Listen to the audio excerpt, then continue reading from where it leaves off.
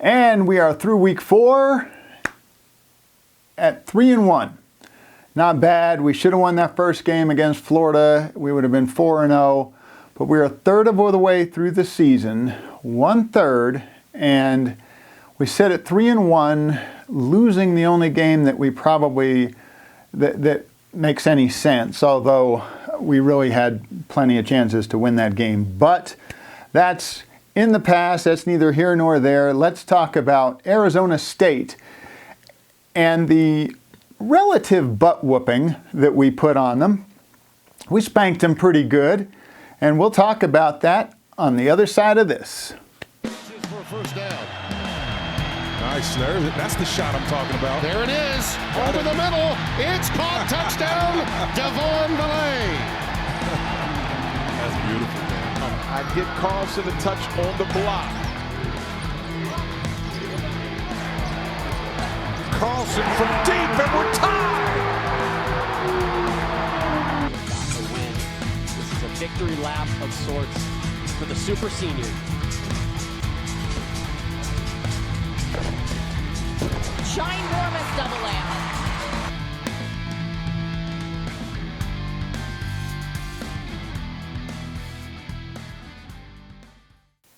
All righty, Utah fans, Arizona State fans, if you're watching this, I don't think you want to watch this and listen to more stuff about how bad it was for you guys. I kind of feel bad for you. I was never a Herm Edwards fan, and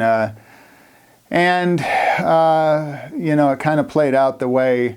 I mean, I didn't necessarily think all the things that happened would happen, but I just didn't feel like he was the right guy for the job. He was more of a pro guy and whatnot. So at any rate, you know, you guys, Arizona State was definitely not in a situation where to be competitive with a team like us or some other top tier teams like the Oklahoma State and whatnot.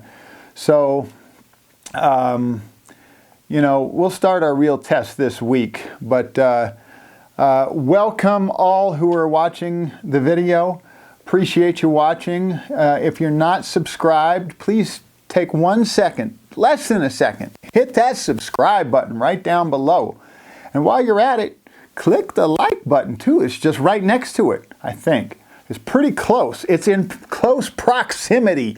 It's not that hard. You can do it, and I'd appreciate it. So let's talk about that game on Saturday night, and then in a couple of days we'll have a little discussion on the upcoming game that will be our, I don't want to say our first big test because we lost a game already, so definitely Florida was a test for us. And we are definitely playing much better, much more sound in terms of our fundamentals. We're tackling much better. We're getting much more pressure on the quarterback and making sure that we're getting, you know, not making it easy to have for the running back to get any kind of opportunities for good runs for the most part. There was a couple of decent runs on Saturday night. There was a couple of 14-ish plus give or take yards and by Valladay. And he ended up with 30 yards. 30 yards. You may recall last week in my preview episode of Arizona State, I talked about him. He was averaging roughly 120 yards a game. We held him to 30. That is exactly what I was hoping for. I said 60 in the game. I'd be happy if we held him below 60. I was really hoping for something less than that. I was hoping we would hold their rushing attack to under 100 yards and preferably somewhat significantly under 100 yards, but wasn't exactly sure how good their offensive line was or anything like that, and I didn't want to have too high of expectations or hopes for us, and we held them to 6. Watch how easy this is. 6. Or I could do it this way. Either way, whichever you prefer. See how ambidextrous I am? Anyway, 6 total yards of rushing. Part of that, Valladay actually, like I said, had 30. But we had a lot of tackles for loss, including, I think, 4-ish sacks, give or take. Sack Lake City is back, baby. Yeah, we got some pressure on, And there was a lot of fun sacks. I got a shout out to Gabe Reed, who played a really good game. I think he had 2 sacks, might have been 1.5. But he had some great plays. Cole Bishop continues, even though he only had 3 tackles, Cole Bishop continues to prove that he is not only a force, but he definitely influences the way the offense has to play, even though he only had 3 tackles. He had 1 great sack. He made had an interception, and the guy just knows how to play, and he definitely does some great stuff. Now, let's see, what else did we have? So they ended up, so we were ahead enough in the second half, especially after we got up 34-6. And when we did that, we went into a soft zone. We might have even done that at 27-6, but I think it was when we got up 34. We went into a soft zone, which is why they were able to start passing the ball with a lot more success. They had quite a few passing yards in the second half. I wasn't thrilled about it, but their whole strategy was to stay healthy, keep the plays in front of them, not let them get, past the safeties, and have a big play and get an easy, quick touchdown. So that was kind of why that happened. They did end up getting 1 touchdown. I believe it was in the fourth quarter, and so not bad. My score that I guessed was, I actually said, if you watched last week's episode, I said I really want to say 38-13, but I'm going to go with 38-10, hoping that we hold them to 10.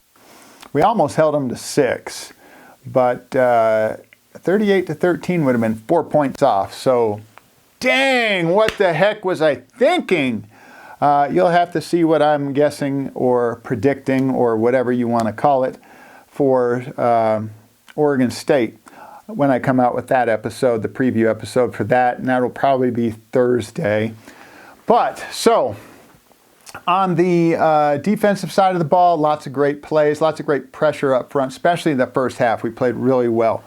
Offensive side of the ball, there's always something to be a little bit concerned about or a little bit frustrated with. We got 1 first down on the first series and then had to punt, then scored 2 touchdowns on their next 2 possessions. That was great. We scored 2 touchdowns in the first quarter. Much better start than we'd been having, and looked like we were on our way. The problem is and was that while we got 205 yards passing, we got a total of 465 yards. We got 205 yards rushing. We got 260 yards passing. Good job, Cam. We also had 46 rushes. So we only got 4.6 yards a carry. We had Jalen Glover was met at the line quite a few times because our offensive line wasn't opening up holes and wasn't getting a lot of push, at least on a lot of runs. There were some times where there were some good holes and we got some good runs out of them. But we just need to be more consistent with that. Jalen, like I said, averaged 3.7 yards per carry. Jaquindon Jackson, JJ, who was kind of a surprise for us. He, on 2.5 days of practice at running back, he came in, did a rather respectable job, I thought.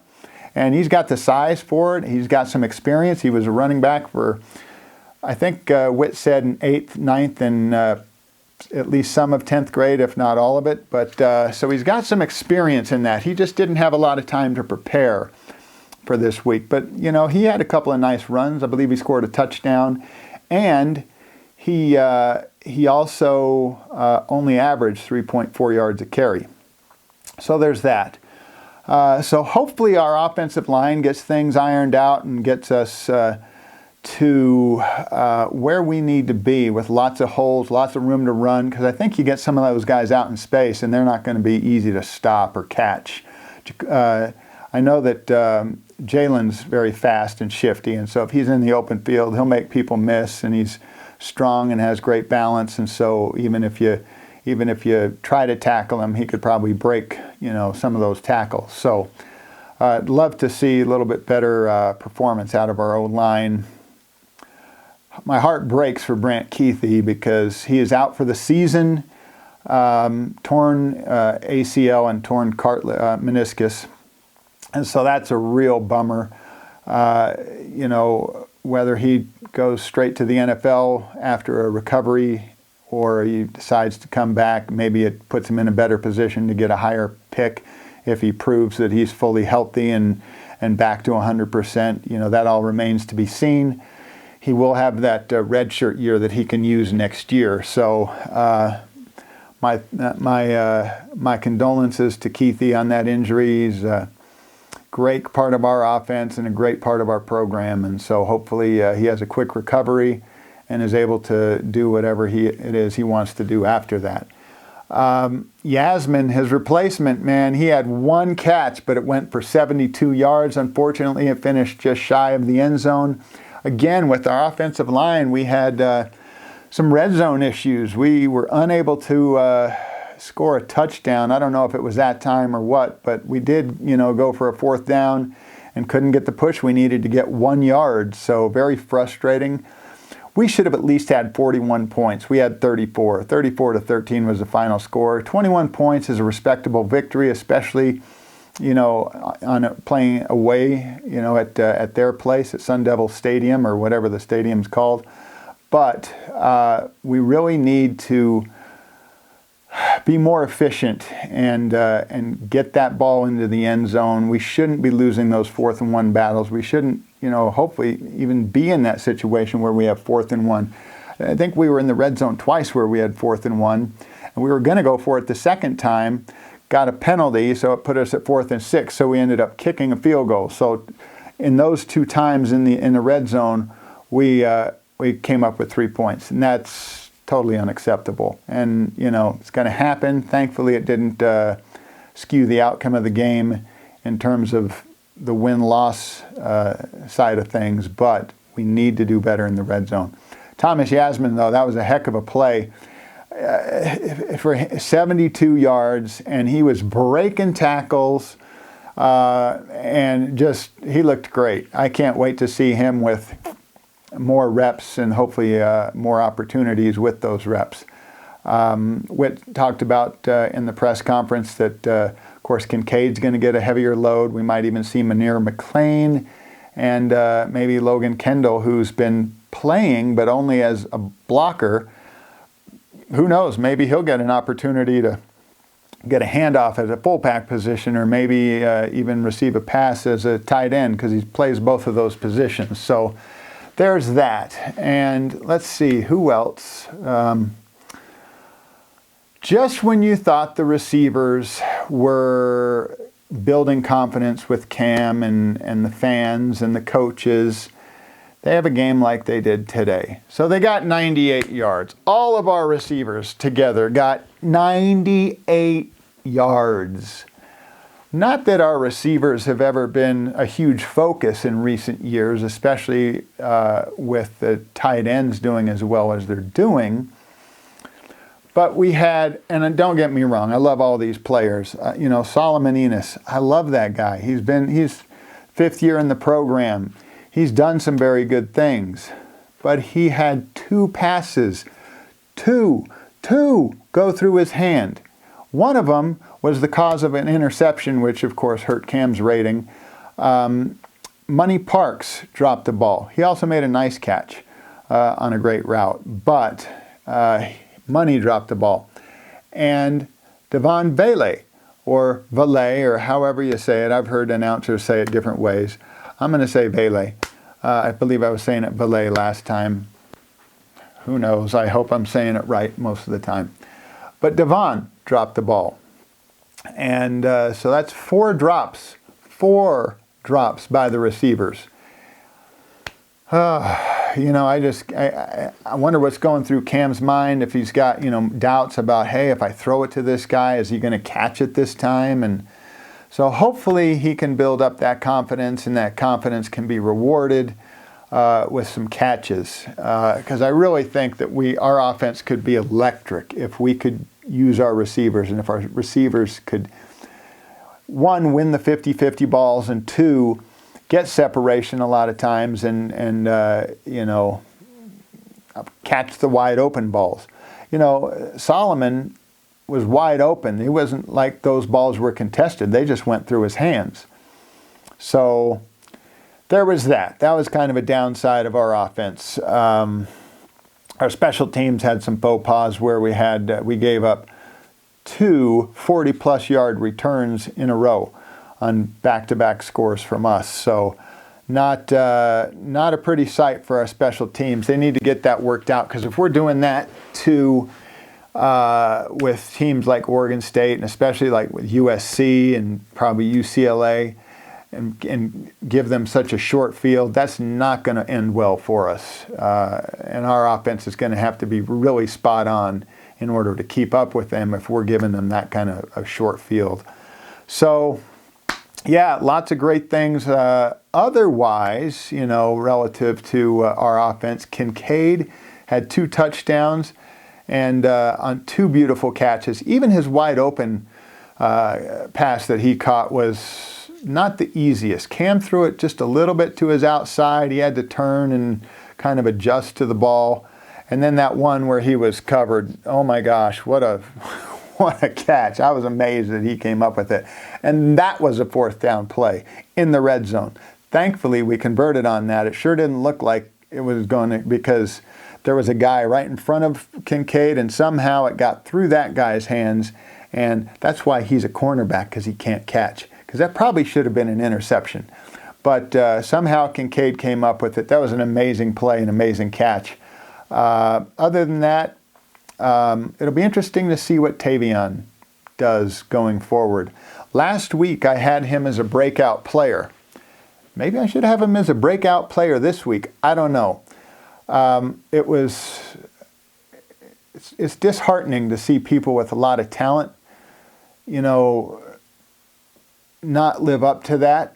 One, just because they're lazy. But 2, because maybe they're selfish or doing other things. I've heard a number of different things, and I've heard it's been going on since the off season. This isn't a new thing. Just a lot of people are getting tired of it, players, coaches, all those kind of things, and it's kind of come to a head. And that's why he was getting, why he sat out the first half of the game. And, I'd hate to see him squander an opportunity. He had a very good season last year, fumble Rooskies in the first part of it. But it would really be bad. I think we would be okay. We've got some very competent backs, even with Chris Curry having been lost for the season to injury. I think we have very competent backs.